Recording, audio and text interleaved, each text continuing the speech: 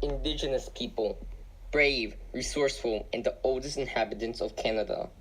They have suffered an immeasurable amount of pain from those who deem their culture, religion, and language to be inferior, their lives inferior.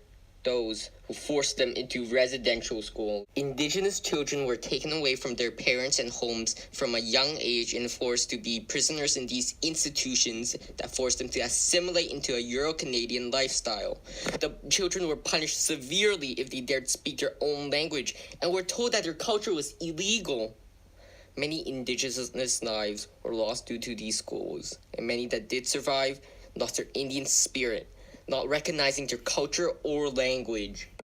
Once responsible for this was our own government, who ordered these residential schools to be made.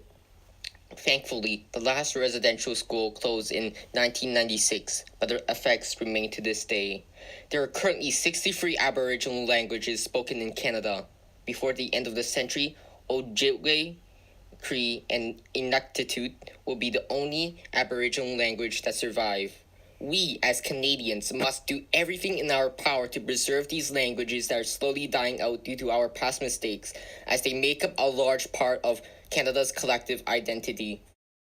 The 14th Call to Action of Canada's Truth and Reconciliation Commission states that the government must enact an Aboriginal Languages Act to protect the languages of Aboriginal people. This act must acknowledge that Aboriginal languages are important to Canadian culture and there must be urgency to protect them. The language rights must be reinforced by the treaties to give them more protection by the law.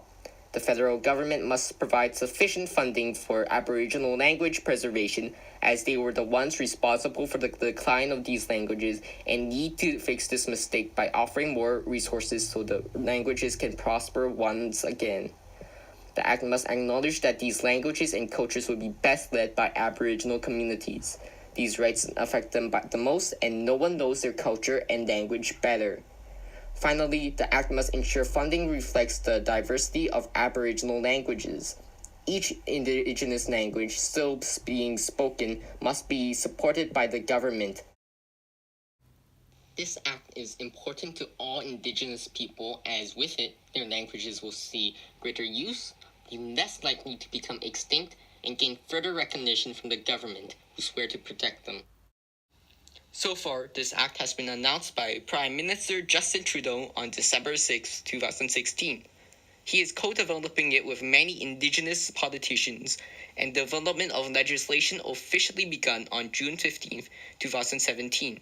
The government has given a budget of $89.9 million to obtain resources that will support this act. Canada is improving its ways, but it is not enough yet. Over 82.2% of those speaking Aboriginal languages will only speak it at home or not at all.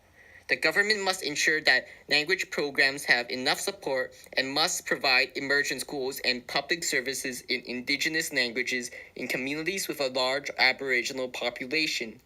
We, as Canadians, should not discriminate against Indigenous peoples and openly embrace their language as part of Canada. The people in these communities must know that their language and ways are being accepted in this society and will be able to use them freely. We can do this by encouraging our Indigenous peers to speak more about their culture and language in public. We can also peacefully protest to the government so they will be more urgent in creating these laws.